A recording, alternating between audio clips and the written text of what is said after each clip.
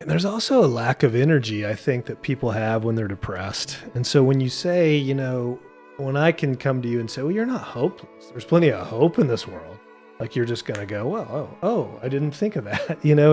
It takes a lot of mental energy to go, well, yeah, I guess there is hope, or I guess I'm not completely helpless. It takes some mental energy to do that. But when you're depressed, it's really hard to get to that. Yes, exactly. And that's the thing is the individual who's depressed, it's like a person who has fallen into a hole and they do not see any other perspective than the hole they are in. Even though the person at the top might be saying, oh, I see blue skies, I see things around us, I see help. Well, the person in the hole, they don't see any of that. And so telling them it's out there is not helping. Right. Right. So we wanted to do a episode on kind of myths around depression. Yes. Yes. We wanted to talk to you about phrases that I think very common people say, and then they wonder why their friend who is depressed or they themselves are not feeling better after they say these things to themselves. So let's say there's a person who's really depressed and then someone who's not. Mm-hmm. It's really tough for the person who's not to kind of quite grasp what the other one's going through. Well, exactly. Exactly. And of course, we all want to help our friend who is depressed. And those of us who are depressed want help. So it seems like a win-win. It seems like a win-win. and why? And so one friend might say, Chad, just snap out of it. Why can't you just snap out of it? Well, thank you. I do wish I could. Yeah. Please snap your fingers and make that wish for me. I agree. Having this phrase, snap out of it, I think I've heard it said to my clients multiple times, as if depression is some type of light switch that we can just turn on and turn off whenever we want. Right, because we're not light switches. The brain's very complex. Depression's very complex. Some saying snap out of it to someone who's depressed can seem really insensitive. There could be some trauma that's coming up from the past. There could be a chemical imbalance in the brain. There could be a situation the person's going through that they just can't think their way out of. And so the friend may not be going through any of those things, and it's just kind of hard for them to understand. So saying snap out of it just isn't really realistic. It's not realistic, and like I said, it suggests that we can just turn our brain on and off as if I can change how I feel like that.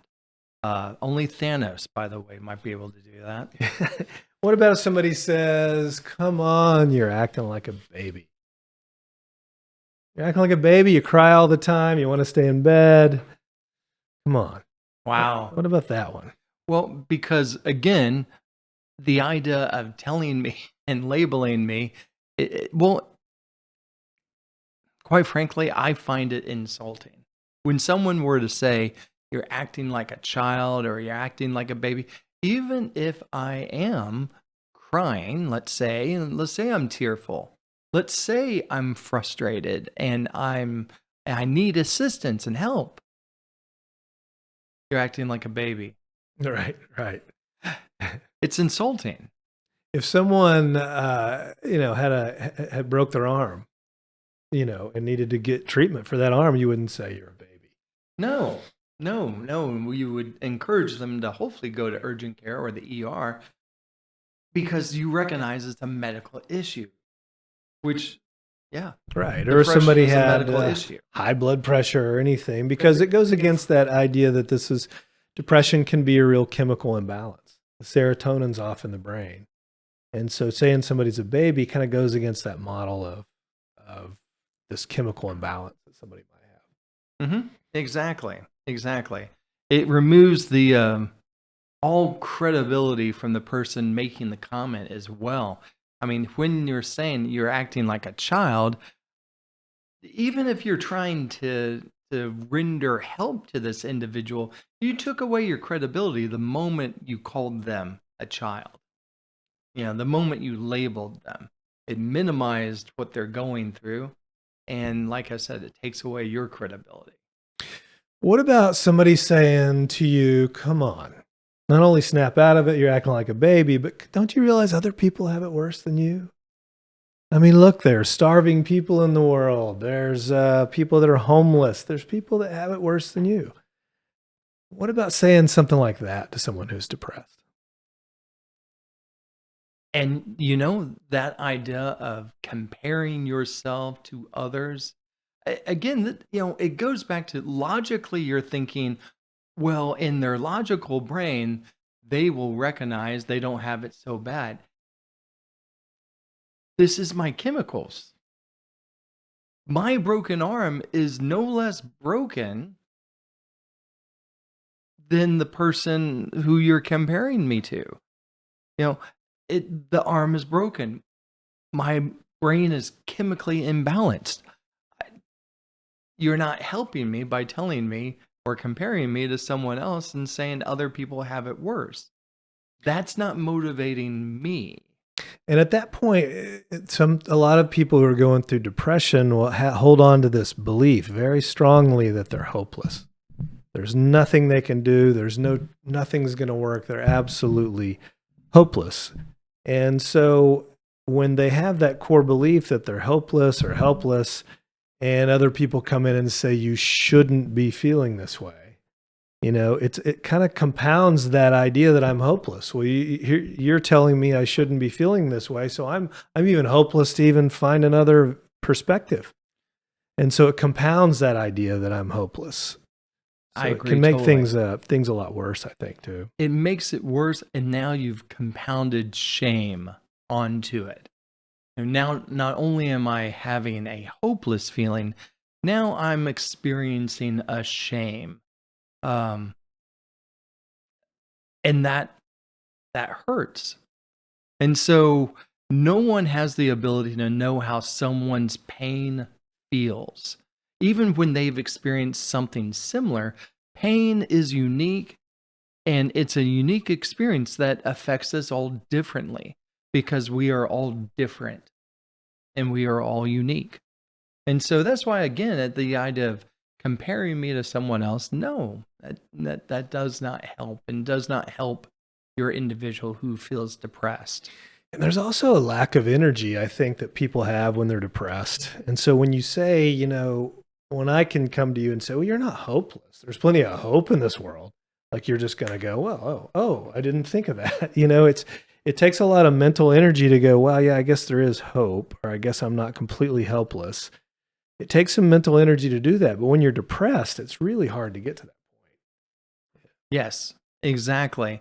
And that's the thing, is the individual who's depressed, it's like a person who has fallen into a hole and they do not see any other perspective than the hole they are in. Even though the person at the top might be saying, oh, I see blue skies. I see things around us. I see help. Well, the person in the hole, they don't see any of that. And so telling them it's out there is not helping. Right. So it's not a good treatment to say you just need to snap out of it, or you're acting like a baby, or some of these other ones. And so you shouldn't compare your pain to someone else's pain. Pain is in the eyes of the beholder. Yes. Yes, what exactly. about this one where somebody says, come on, you don't need any of that mental health treatment. You don't need medication or therapy. Just go for a walk. Just get outside. All these things, there's so many variations of that people want to help. Well, and I think those are good options as far as going for a walk, try exercising, music. But the thing is that when you start telling someone, let's not look at medication, let's not look at therapy, notice you're starting to take away options. And when you are depressed, I believe I need to be willing to every option that is available. If you tell me, it's like, let's look at medication. I want to know, I mean, tell your primary care physician if you are feeling your energy is down, your motivation's down, you're staying in bed more often. I hope the first person you tell not only is a friend, but also your primary care doctor. All right. Hopefully they can refer you to a psychiatrist who can refer you to a therapist, and you can look into multiple levels of getting help. And depression is a complex thing. You know, it's if somebody had strep throat, you wouldn't say, you know, don't get on antibiotics. You know, I mean, the throat's going to get raging after a while and really end up doing some damage. But unfortunately, depression medication alone sometimes isn't the full picture. Mhm. You know, we can get on medication and it can change our serotonin levels, but medication alone doesn't really teach us anything about ourselves or how we Exactly. got these negative beliefs we have about ourselves and the world and others. And so that's the role of a therapist, is to come in and help change the perspective. So medication and therapy together have the best outcome. Yes. Yes, most definitely. In fact, I would say that you and I both noticed that when you and I used to work at a clinic, hospital, in which even the psychiatrist commented that medications take 2 to 3 weeks to take an effect. And it was with our combined therapy, the medication, the nurses, the group interaction that benefited the patients and were able to help and see changes within a day or two of the person getting there. And getting out of a bad environment. You know, that's a Yes. Oh, huge thing yes. too. But so depression's really complex. So it's not as just easy as saying snap out of it, go outside and do these things. And because treatment includes medication therapy and some changes in behavior as well. What about, oh, you're depressed again, huh? You must be looking for attention. You know, I think the reality here is no one wants to feel depressed. No one wants that type of attention. And when, one jumps to the conclusion that it must be that I'm seeking attention, no, I don't want that type of attention. Again, it's minimizing what I'm going through. Well, and both worked with people in the hospital as well that were, the last thing they wanted was attention when they were super depressed. They Exactly. wanted to stay in bed. They wanted to have the covers over their head. Trying to get them out to do a group was really hard. So the last thing people want is attention, I think, when they're truly depressed. And there's some personality disorders and things like that where there's attention seeking, but when we're talking about strictly with depression, the last thing people want, I think, is to have more attention on. Well, exactly. Exactly. Yeah. No, it's like you said with heart disease, if an individual's chest is hurting, that's not a cry for attention. That is, get me to the ER. Right. If someone's telling you, I have no energy, I feel sad, I'm starting to feel hopeless, that's not a cry for attention. That is, okay, let's get them to a medical professional and have them assessed. All right. So, and some people will say, come on, man, you just need to go outside. We talked a little bit about this earlier, but, just go outside. Well, it's not helping when it's 5 degrees outside either, like we experienced when you were in Mexico. But Well, that'd be indeed. tough to go outside. I will tell you, I mean, as a caveat to that statement, when I did get back and I went outside and it was not 5 degrees, it was closer to 10, but I went outside and the cold air did feel refreshing. It was nice. But I agree, telling someone to go outside, it might come across as feeling callous. To just go outside. To just Yeah. go outside. That'll fix everything. It sounds dismissive. Again, the individual may be well-meaning and they're wanting to help their friend who is depressed, and they're probably suggesting something that works for them. Right. Well, and I also now picking up certain behaviors can be really helpful. We used to work with like a graph that we used to give patients, and it would be pick, 5 things you can do with your behavior. One of them might be going for a walk. One of them might be playing a game. One of them might be reaching out to a friend. It was all like behaviors, and then rank what's your depression before you participate in this behavior, and what is it afterwards. And so behaviors can help, and there's some studies that talk about it even might help more than cognitive therapy. It's just when you're depressed, it's hard to get that motivation to do these behaviors. Exactly. So there's the complexity of depression again. But I think when you have the tendency to want to tell a friend or a family member, just go outside as a solution, maybe a better way to put that would be, how about I walk with you? How about we walk together? I think that's excellent. That's an excellent, because again, now we're trying to get that group involvement, and you're demonstrating to your friend that you care. You're ready to walk through this with them. And that Yes. support is really important when you're going Yes. through that. So One of the best, and I think that's an excellent thing that you can do to encourage and suggest, let me walk with you. yes, I think that shows empathy and understanding, and shows your willingness for support. Is depression a discomfort or just a misunderstanding? Well, I would tell you that I think that depression could be both. I mean, I think it's both. I think the idea that when someone is depressed, the best thing a friend or a family member can do is to listen. To listen and find out what is going on, because most definitely, I think both, it is an uncomfortable situation, and the individual who is depressed probably does feel misunderstood. They probably don't even understand it themselves. Well, and I think all of us, the more years we put into this life, we have gone through down times. And whether or not you've been clinically depressed, or you've walked through grief, maybe you've lost a loved one, or just any situation where you felt sad, you can draw up those feelings and think about them, and multiply that by 2 weeks, or even any other multiplier, and that might be what your friend's going through. And they may even be toying with some suicidal thoughts. So this whole thing can get really dangerous. But if you can draw up what it's like to feel sad and unmotivated and even helpless or hopeless sometimes, then you can relate to the person that's going through depression. And I think that relatability and that empathetic understanding is key.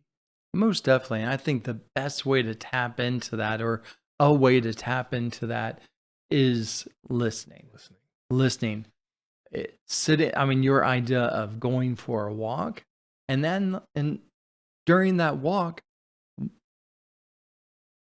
invite them to talk. Fight off the temptation to give them a quick fix. Exactly. But just listen. Exactly. Invite them to talk, and then listen. And as a friend, don't talk. Listen. And you're right. Fight off that desire for a quick fix, which, many of these phrases are indeed just that, the quick fix phrase. Right. And there's simply not one a lot of times. And sometimes it's time. It just helps with things. So those are just some of the tendencies I think we have when we don't feel depressed, and we want a friend, a family member, or someone to just get better. I want what was it, Fun Bobby? I want Fun Bobby back. Yes. And so we tend to do these quick things. Just snap out of it. Come on, you're just looking for attention. Come on, just go outside. These sort of things that just aren't very helpful. No, in fact, but again, that plan, this isn't about a quick fix. This is recognizing your friend, your loved one is going through a situation. They probably don't understand it.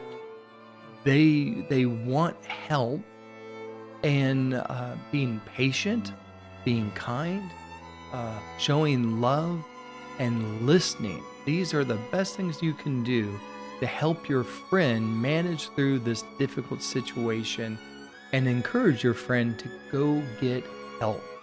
And you want to, just as a, I think we would be missing something if we didn't mention too, if somebody's talking about suicide, then take that very seriously and get them the proper help. 988 is the hotline, the mental health hotline, or call, even if you have to call 911, but make sure safety first. If somebody's talking about suicide, they need to see a professional right away. Exactly. Yes. So those are just some tips on depression and how to manage somebody with depression. And so I hope those are helpful, and keep tuning in. Keep tuning in. Thank you so much.